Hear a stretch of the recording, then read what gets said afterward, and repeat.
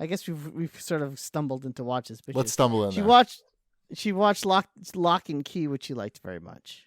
Yeah, it looks kind of good. I haven't watched. I didn't watch that. Yeah, exactly. But apparently, someone has watched like 100 things. Me, it's all me. What did you watch? We watched. We rented Trolls World Tour because McElroy's. I think you mentioned that last week. I think I mentioned it on Twitter. Oh, okay. Yeah, because we watched it after the show. I think, or maybe we did. I don't know. Who knows? They all blend together. But the movie was cute. It's very weird as the first one, just like the first one. I don't know. You know what it is. Apparently, it made a lot of money, or it did. It set some record, right, Wombat? Yeah, it set the Universal's record for highest grossing digital release, or maybe just the record for digital first release. Right. I don't know. It made $100 million in its first 2 weeks, which is more than it made in its first 6 weeks in theaters or something ridiculous. Oh, okay. The first one. Yeah. So it did well, but not well enough where Black Widow's going to go VOD. It wasn't a game changer per se. Yeah. We enjoyed it though. It was, a lot of hours to fill when your kid says he did his homework, but he didn't really. Yeah. So we watched that, and there's a lot of new stuff on Netflix that we've been watching. There's a series. I think my highest recommendation out of all the stuff that we've watched recently is this teen comedy, like sitcom, dramedy. I don't know what you would call it. It's called Never Have I Ever. And it's about this American Indian. It's about everything, basically, but it stars an American Indian girl. And she's in like an American Indian household and dealing with that and dealing with being a teenager. I like those like high school, like teen comedies.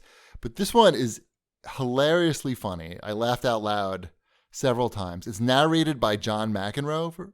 You'll find out why. It's very weird, but they've managed to I've only watched the first 2 episodes. They've managed to cram a million things in the first 2 episodes and have it be like, very good and very funny. So I would definitely recommend that. I'll check that out. And it's maybe a little too adult for Sabrina. Maybe. Like the second episode is about her losing her virginity or trying to lose her virginity. Okay. It's very funny and it doesn't happen. But it's really good. Never Have I Ever. That I'd recommend. We also watched the show called 100 Humans. Do you know what that is? It's also on Netflix.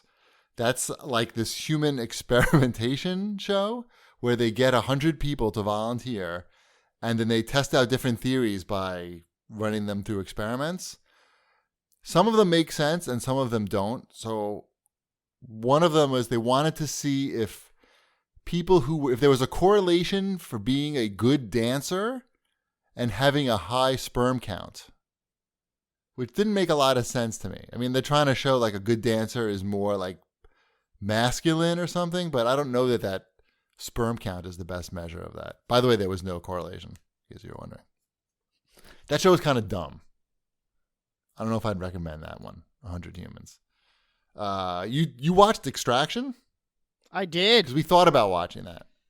I watched it. That's Chris Evans? Chris Hemsworth. How dare you? I don't know. They're all these Chris's. It's a blonde Chris with big arms. Superhero. He plays superheroes. Right. I don't know how you can confuse them. It's supposed to be pretty good, I think, right? It's not bad. It's got some action. It's an action movie. It is. It's not as like, I know there's part of me wanted it to be more 80s throwback action movie. Right. It's not quite that. It doesn't have humor at all, like at any point. Okay, right. I was going to ask what makes an 80s action movie different than... An 80s action movie is Arnold Schwarzenegger shoots a guy and says, I'll be back, or right. Cash that check, sucker, or whatever he says, you know? Like there's a quip. Right, he cuts off a guy's hands and he goes, give that man a hand. Exactly. You said you'd kill me last. I lied. None of that. None of that is in that. So don't expect it. Yeah. Exactly. Don't expect there to be any charm. It's a charmless, bleak movie but there's a lot of shooting. So if you really want to see a movie, that's just a lot of the action scenes are very good, but everything in between is very dour and very depressing. Right. and everyone is a dick. That's also a Netflix jam. Yeah, that sounds like everything that's on Netflix. Yeah, everyone is like, no one is, whatever. That's okay. We may watch that. I think you should check it out. I don't think you'd hate it. Yeah, it's hard. We don't watch a lot of movies. Just we like things that are 45 minutes or less. Yeah, no, I get it. I'm just saying but it's worth a watch. Right. We watched the Power Rangers movie 3 times today. Why? I can't. People are getting mad at you on the internet for watching bad movies repeatedly. They are? Yes. Who are these people getting mad at me? They're getting mad at you for saying that Teenage Mutant Ninja Turtles 3 was good in any way. They did not like that. Okay. They were mad for you just watching Power Rangers specifically. I think somebody. Well, it's my kids watching it. But you're watching it too. Well, I'm in the room. Yes. They want you to leave. This is where I'm working at. You and your kid should watch Extraction. Yeah, they'd love it. They would love that. They would never sleep again. Or 2001: A Space Odyssey. They'll sleep in the very soon after it starts. Mm-hmm. Yeah. Well. Oh, so I also watched with Mrs. Chibi. We watched Cooked with Cannabis, or is it Cooking with Cannabis? I'm not sure. I think it's cooking. It could be. I don't know. It's something with cannabis. It's another Netflix show. It's another new Netflix show. That's a cooking show. That's a cooking show with weed. It's exactly like you would expect, except the weed aspect of it is very lame.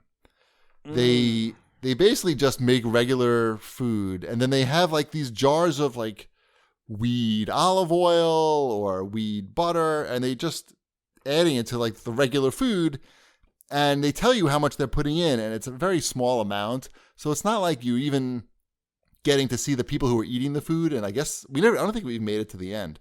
I am assuming that they're getting judged because there's a winner. You don't get to see the people like being like super high or anything. It was kind of lame. I gotta say. So it's not Nailed It, is what you're saying. What's Nailed It? You never watched Nailed It? No. Oh, Nailed It's a good cooking show on Netflix. Oh, the loser gets nailed to the wall with a like. No, they show like these ornate cakes, right? Yeah. And then the contestants have to bake their version of that cake, and they always do a terrible job. Oh, this is the one that they made fun of on. Oh, it's great. Nicole Byer is SNL. hysterical. And Jacques Torres is the celebrity chef on it, and he's having the best time he's ever had in his life. And these people do horrible job baking cakes, and every time they reveal how terrible it is, you can't not laugh at it. Yeah. All right. You could watch that with Ty. Like, that's a good family show. Right. Unlike the Weed Show.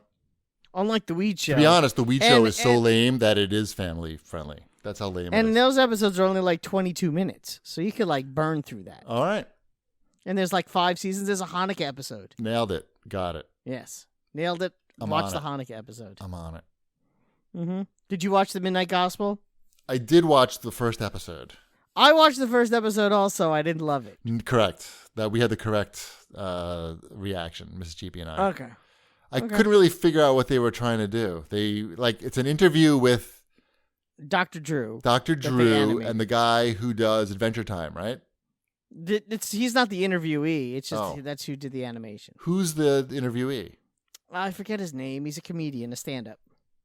So they basically have a regular interview about. It's from a podcast. They took a podcast and animated it. But then they added some stuff to it to make it a little bit. Because there's like a story involved. Like Dr. Drew's the president. Didn't make a lot of sense. I didn't love it. No, I didn't love it. Seemed like I should love it. Exactly. I don't disagree with you. These are all things. Everything you're saying is true. This is something that when you tell me what it is, I should like it. Right. And then I watch it and I don't. Right. And then I'm confused. Right. I showed Mrs. Chibi like the trailer for it on Netflix. And I was like, oh, this is like for us. Of course we're going to like this. And then we were very confused why we didn't. Mm-hmm. Maybe the second one is better. Maybe Dr. Drew is. I'm high-fiving you from here. Awesome. What else we got here in Watch This Bitches? I see we still have more stuff. Yeah, I watched the first episode of Middleditch and Schwartz. And that is very funny and totally worth your time. That's the improv thingy? That's the improv show with Thomas Middleditch and Ben Schwartz. Speaking of Sonic the Hedgehog, the voice of Sonic, Ben Schwartz. Yeah, it's a completely improvised hour-long comedy special that they did live on stage. There's no script. Nothing's planned. How they get the setup though is really funny. Like just getting the setup was really funny, and that whole first episode and how it all comes together at the end.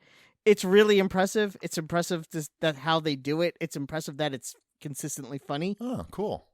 Yeah. I didn't realize it was the guy from Sonic. I knew the other guy, but I didn't realize he's from The Office. Not The Office, Parks and Rec, right? Also, yes. Okay. Jean Ralphio. Got it. Cool. Yep. Yeah. So watch that. All right. That's funny. It'll make you laugh. Okay. Yeah. Yep. I would say that one Ty could probably watch. All right. At least the first episode, I could say. I don't know about the other two. Okay. Good. Mm-hmm.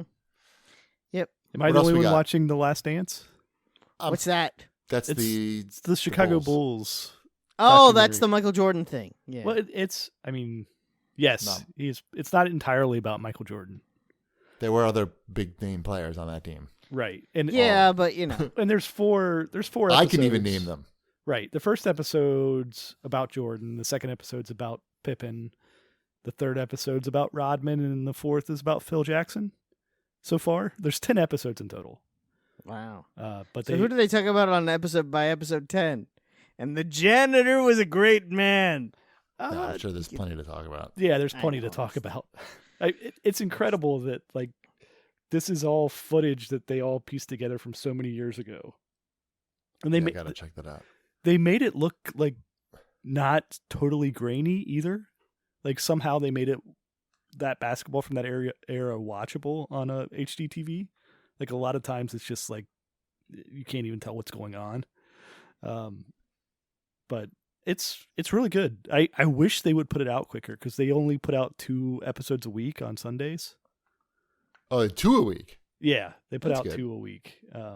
It's still not enough. Like you get done watching one and they always ended on like a kind of a hey, come back and watch the next episode type of thing. Right. And then watch where Rodman's about to put his penis. Right.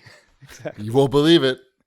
The origin of Charles Oakley's glasses. Have you ever watched the Rodman 30 for 30? No. Maybe. That one's really good. Is that the one where they talk about him breaking his penis 3 times? I know. Yeah, he did. I know about that. He's been a frequent guest on Howard Stern, so I pretty much know his whole life story. Snapped his penis 3 times? Yeah. Yep. And you got to be careful. You don't want to snap it. And he was married to Carmen Electra, and he was in bed with another woman, and Carmen Electra walks into the hotel room, and he's like trying to convince her that the woman just like fell out of the ceiling into the bed. Didn't know how she got there. Did she buy it? I mean, no, that happens. They got divorced. Oh, right after that. That does happen. Right. Yes. All right. Well, I'm gonna check out The Last Dance if I can convince Mrs. Chibi. It's really good. Like, yeah. I mean, everybody was watching those Bulls teams in that era, so it's real interesting because Michael Jordan doesn't do a lot of interviews, so just that they got access to him and like just have him sitting in his house, like being completely honest about stuff is pretty off character for him, which is interesting to see. Nice. I just remember him selling us Hanes. Mm-hmm. He did do that. He did. He probably sold all 3 of us Hanes at some point. Not the same pair, though. Says you. Right. All right. You don't know what I'm wearing.